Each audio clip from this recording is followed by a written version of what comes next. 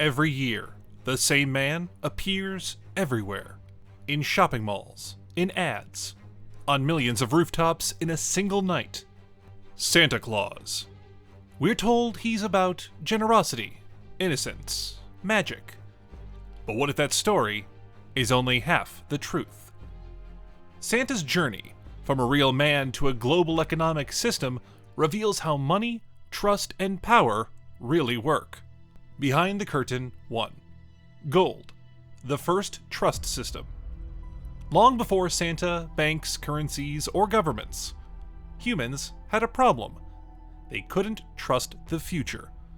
Food spoiled, tools broke, political systems collapsed. Even Santa would have struggled. But gold didn't. As early as 3000 BCE, ancient Egyptians treated gold as sacred wealth. Pharaohs were buried with it, believed to last forever.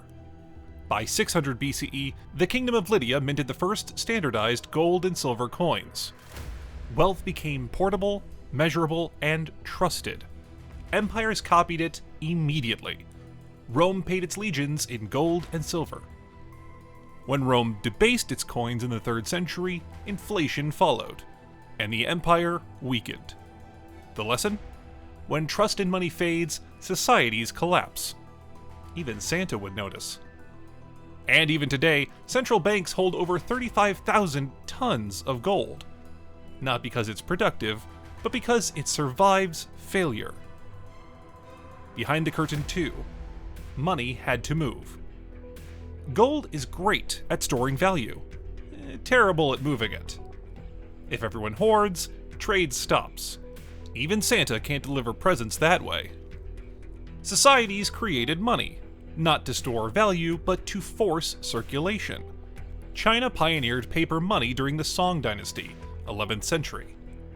Europe resisted it for centuries, fearing fraud and collapse. Eventually, trust shifted from metal to institutions. Gold-backed currencies became government-backed currencies.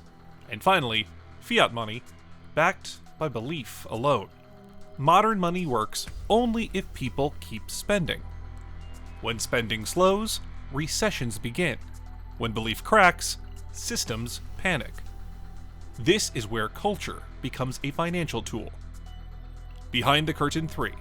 The real origin of Santa Claus. Santa Claus did not start as a commercial figure. He started as Saint Nicholas, a real person. Born around 270 AD in Patara, in modern-day Turkey, he was a wealthy bishop known for secretly giving gold to the poor.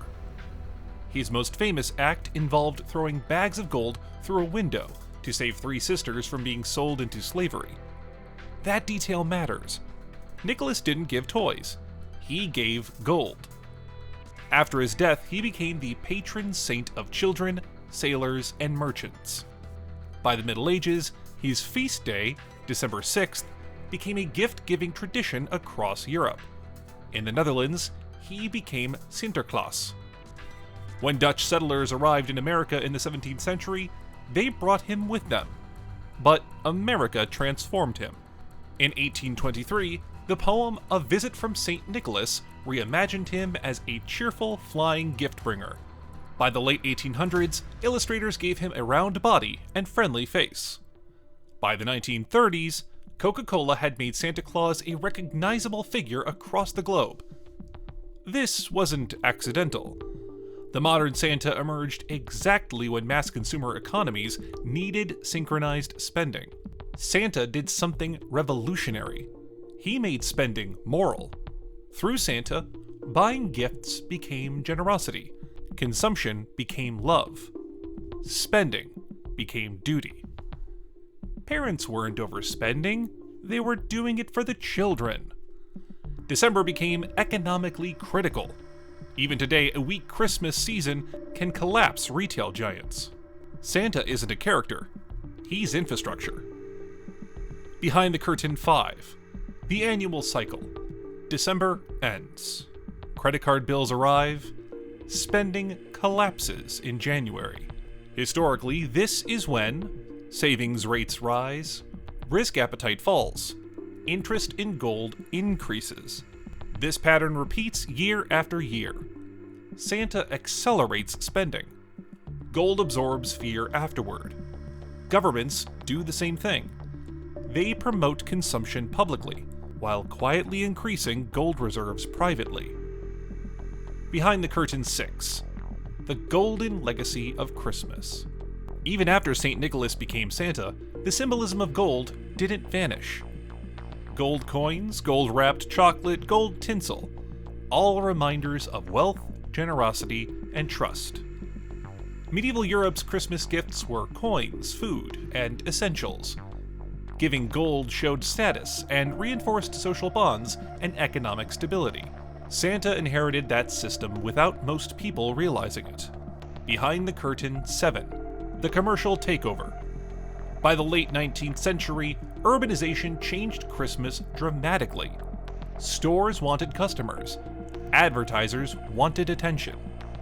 Santa became the perfect tool.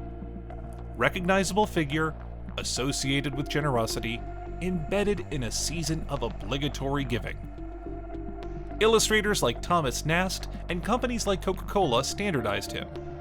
Private religious charity became a public commercial ritual. Spending became tradition, and tradition became a sales engine. Behind the Curtain 8. Debt as a holiday tool. Santa didn't just normalize spending, he normalized borrowing to spend. Credit cards and installment plans exploded in popularity in the 20th century. December's economic boom relies on debt cycles. People buy now, pay later. Belief in Santa softens resistance to financial strain. The system works because guilt is redirected. It's for the children.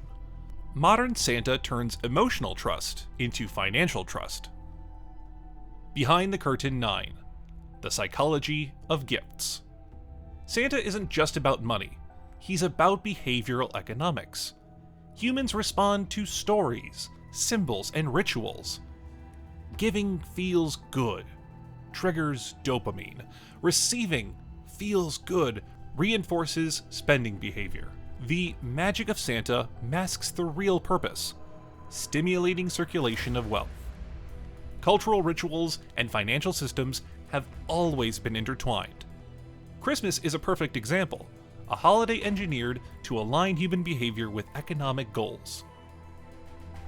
Behind the Curtain 10. Globalization and Santa. Santa spread globally alongside trade and marketing. In Japan, Christmas is commercial, not religious. In Brazil, children anticipate gifts like anywhere else. What traveled wasn't faith, it was the economic ritual itself.